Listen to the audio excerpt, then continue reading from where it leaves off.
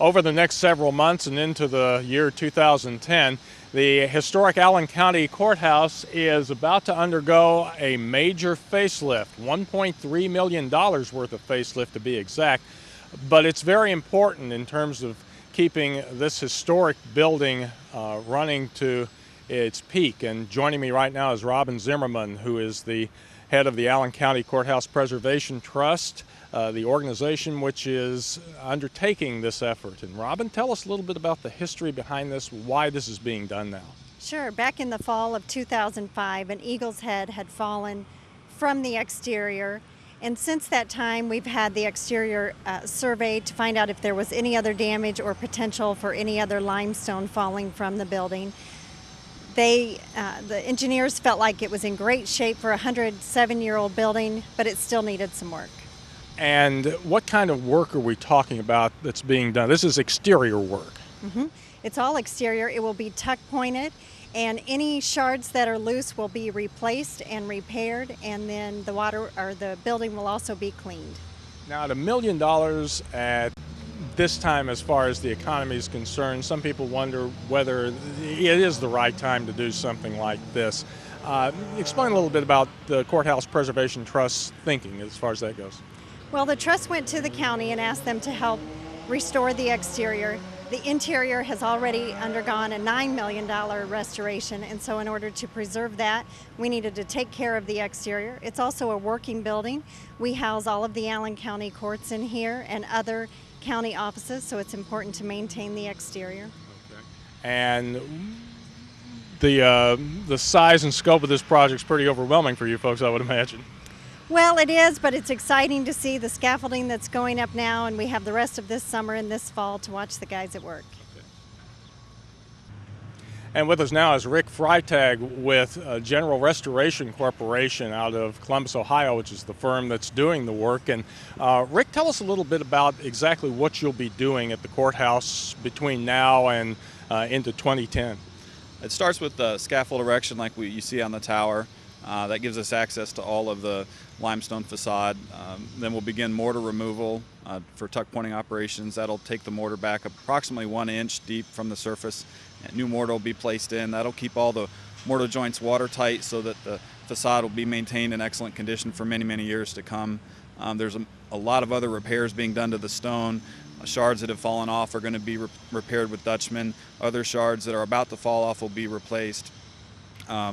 There's other fractured stone that will be repaired, and then the facade will be given a complete cleaning to give it a fresh new look again. Now, you're doing this in a couple of phases. Right now, as I understand it, you're working just on the top portion of the courthouse. Is that right? Correct, yes. And in the spring, we'll come back and begin the main facade.